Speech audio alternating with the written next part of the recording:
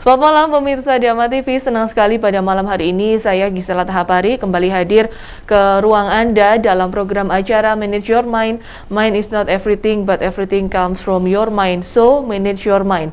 Pemirsa, di episode kali ini kita akan membahas sebuah tema mengenai budi pekerti landasan utama pendidikan. Karena sebenarnya salah satu permasalahan yang dihadapi oleh bangsa Indonesia dalam dunia pendidikan saat ini adalah rendahnya mutu pendidikan pada setiap jenjang dan satuan pendidikan serta merosotnya moral etika para siswa. Dan saat ini kita akan membahas bagaimana sebenarnya meningkatkan budi pekerti khususnya di dunia pendidikan. Baik, langsung saja saya ditemani dengan narasumber saya saat ini. Telah hadir bersama saya Bapak Sutomo Adiwijoyo. Bapak Sutomo ini merupakan Ketua PHDI atau Parisada Hindu Dharma Indonesia Kabupaten Malang. Selamat malam Pak Tomo. Selamat malam, Om Swastiastu, pemirsa Dhamma TV di mana berada. Sampai berjumpa kembali dalam acara tayangan di Dhamma TV. Semoga bermanfaat dan semoga Sang Hyang Widi senantiasa memberikan kesehatan kepada kita semua. Terima kasih sekali Pak Tomo. Iya. Bagaimana tadi perjalanan ke sini Bapak? Iya, agak sedikit macet tapi pada akhirnya juga sampai di sini. Oke, baik. Ya, terima kasih sekali nih Pak ya. Ini kembali lagi kita berbincang-bincang di Dhamma TV saat ini.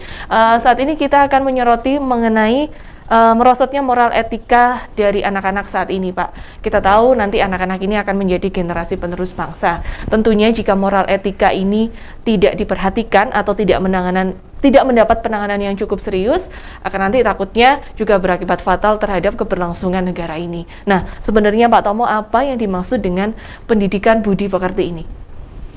Ya, pemirsa Dhamma TV dan sahabat-sahabat sekalian di mana berada, pada malam hari ini kita membahas masalah pentingnya tentang budi pekerti. Ya. Budi pekerti itu kalau kita lihat, budi itu kan jadi munculnya kan dari pemikiran kita. Jadi di dalam konsep Hindu, manusia ini memang ada akal, ada cita, ada budi, ada ahangkara. Jadi yang namanya budi pekerti ini berawal dari moral kita, dari pola berpikir kita gitu. Jadi pola berpikir kita sebagai manusia ini supaya bisa terarah, supaya bisa mengikuti ini sesuai dengan harapan, ini kan harus ada petunjuk-petunjuknya. Nah, bagaimana budi pekerti ini, bagaimana moral ini supaya bisa terbimbing, ini tergantung. Ya. Makanya budi pekerti itu adalah awal dari mendasar dalam diri kita, yaitu akhlak atau moral kita, atau ya ini pola berpikir kita. Jadi itu yang dinamakan budi dan pekerti. Gitu. Ya. Jadi budi itu adalah akhlak. Dari akhlak yang baik, akhirnya membuahkan pakarti. Ya. Maka namanya adalah budi pekerti. Itu. Ya. Lalu bagaimana dengan akhlak atau moral yang baik yang seperti apa sih Pak yang harus dimiliki atau yang harus tertanam khususnya bagi anak-anak kita, bagi generasi penerus bangsa? Nah, untuk akhlak atau moral ini, khususnya anak-anak kita, ini kan yang harus kita tanamkan, yang baik, yang mulai awalnya kan dari anak-anak memang. Kalau sudah dewasa, kalau sudah seperti tua-tua ini biasanya sulit sudah. Tapi kalau mulai dari anak-anak, ini sangat penting. Supaya anak-anak kita sudah mulai terbiasa untuk berbuat yang baik, untuk menghindari hal-hal yang tidak baik begitu. Ini anak-anak yang biasanya terus kita tanamkan.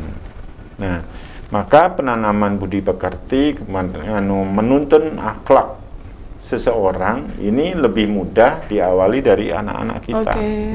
Ini yang harus kita perhatikan.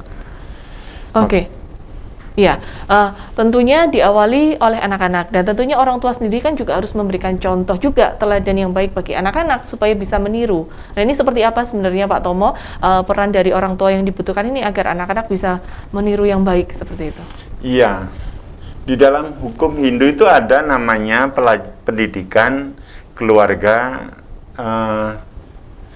Sukinah, ya. Oke. Ada pendidikan pelajaran yang membangun keluarga yang Sukinah Bawantu.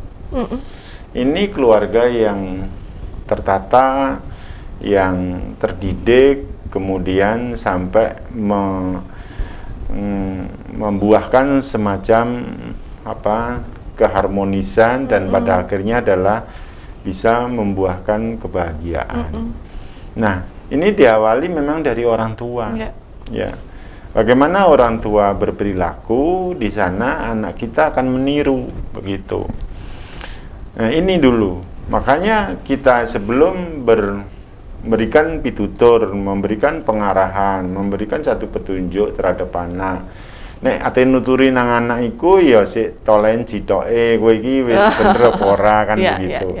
Kadang-kadang kowe aja ngono, kowe aja ngerokok, kowe aja minum minuman keras, tapi dheweke minum, dia merokok. Kowe aja marungan, awake dhewe malah marungan.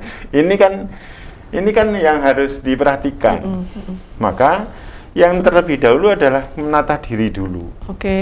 Menata dalam diri kita dulu, ya, kita sebagai suami, kemudian sebagai istri juga begitu. Ini membangun semacam kesepakatan dalam membangun satu rumah tangga. Jadi dalam keluarga itu apa yang harus dilakukan sebagai kewajiban seorang laki-laki, kemudian kewajiban seorang istri, kemudian punya anak. Nah ini anaknya harus dibina sesuai dengan harapan, tentunya harus didahului oleh perilaku orang tua. Gitu. Perilaku orang tua yang tentunya nanti ini anak akan cenderung untuk mengikuti perilaku orang tua seperti itu Pak ya tentunya. Betul. Jadi orang tua sendiri juga harus bisa memberikan contoh atau memberikan teladan yang baik sehingga anak-anak ini nanti juga bisa memiliki budi pekerti yang baik pula. Betul. Nah, ya. Lalu peran pendidikan sendiri seperti apa Pak Tomo dalam memberikan pendidikan budi pekerti ini sendiri terkait sekarang ini kan pendidikan juga dilakukan secara online. Nah, ini bagaimana peran dari pendidikan ini supaya bisa budi pekerti dari anak-anak ini sendiri supaya bisa terus dilaksanakan juga oleh anak-anak seperti apa, Pak? Ya, ini memang sangat dilema memang ya. Kan sekarang itu pendidikan formal melalui online. Betul. Ya. Kemudian pendidikan formal pun sekarang kan sudah kayaknya pelajaran budi pekerti itu di tingkat-tingkat pendidikan mulai dari SD, SMP kayaknya sudah mulai tidak ada atau memang dihilangkan, saya juga masih belum jelas itu. Nah ini sebetulnya penting ya. Pendidikan budi pekerti ini penting. Sekarang kan pada dampaknya itu terhadap anak-anak kita. Iya, betul. Ya. Nah kemudian sekarang yang dilakukan adalah pendidikannya online.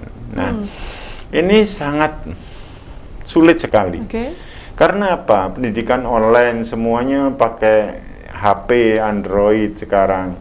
Nah anak-anak SD sekarang kalau tidak punya HP Android juga nggak bisa mengikuti pendidikan. Sementara di dalam HP Android ini macam-macam, ya. Kalau ini tidak bisa memilah dan memilih, akhirnya anak-anak kita akan terkontaminasi dengan itu yang ada di dalam HP itu. Sementara anak-anak itu harus mestinya diberikan pendidikan sesuai dengan budi pekerti orang tua gitu. Ini yang sangat saya katakan dilematisnya di sana itu. Maka ini harus ekstra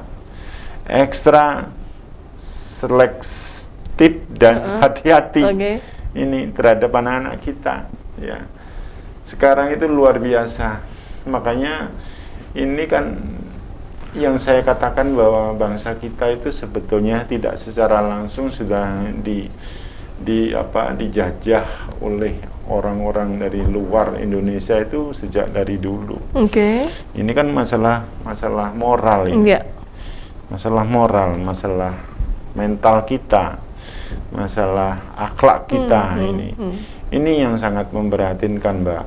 Makanya sekarang itu kekuatan mana itu loh. Iman yang diberikan melalui ajaran agama kita dengan pengaruh-pengaruh yang ada di dalam medsos itu. Ini.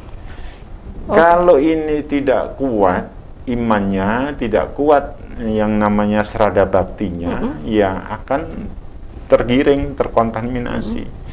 Ya, akan hanyut oleh apa itu namanya pendidikan-pendidikan yang di luar sana gitu. Ya. Lalu bagaimana Pak Tomo dengan pendidikan agama ini dalam keluarga? Nah, pentingkah dari keluarga dahulu yang memberikan pendidikan agama terhadap anak-anak kita? Seperti apa? Iya, ini sangat penting. Pendidikan moral, pendidikan budi pekerti ini harus melalui jalur-jalur agama. Ya, harus melalui jalur-jalur agama. Kalau tidak seperti itu, zaman-zaman sekarang sudah sulit orang tua akan mengendalikan.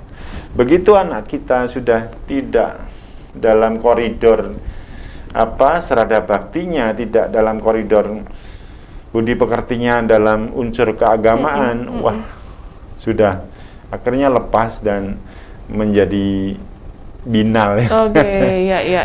Ya, karena kan sekarang untuk tempat peribadatan kan juga online begitu Pak ya. Seperti itu juga online, seperti itu. Kadang anak saya sendiri juga begini, Ma, kita nggak sekolah minggu lagi? Nah, seperti itu Pak. Jadi kan yang biasanya didapat di tempat-tempat persembahyangan, ini jadinya tidak didapat lagi oleh anak-anak saat ini. Nah, bagaimana sih Pak orang tua ini bisa membantu anak-anak mengatasi hal ini, seperti itu? Iya. Jadi sekarang orang tua itu sangat punya peranan super penting gitu sekarang. Ya, dimana sekarang orang tua itu sebagai suri tauladan, memberikan satu pengarahan, tidak hanya masalah yang menyangkut masalah pendidikan formal saja, tetapi juga menyangkut masalah pendidikan budi pekerti yang didasarkan dari agama itu.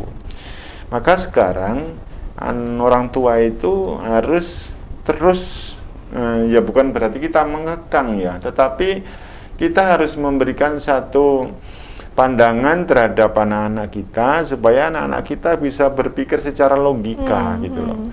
Nah, kalau hal ini tidak diberikan kepada anak-anak, kalau kamu terus mengikuti aturan yang diatur oleh keluarga, tentunya kamu akan berdampak seperti ini. Ya, kamu akan menjadi harapan sebagai orang tua, juga harapan bagian dari negara kita. Tapi kalau kamu tidak mengikuti ini, kamu terus mengikuti apa yang ada di dalam medsos dan lain sebagainya, di sana ada yang macam-macam, kamu akan terjerumus hal-hal yang tidak baik. Harus dijelaskan hal-hal seperti itu. Berarti tetap dari orang tua ini juga harus memberikan penjelasan kepada anak agar anak ini juga tidak bingung, tidak salah arah juga seperti itu Pak. Betul, di dalam menghadapi pendidikan saat ini atau budi pekerti anak saat ini. Baik Pak Tomo, kita akan lanjutkan lagi. Baik pemirsa, jangan kemana-mana karena setelah jeda iklan berikut ini Manage Your Mind akan kembali.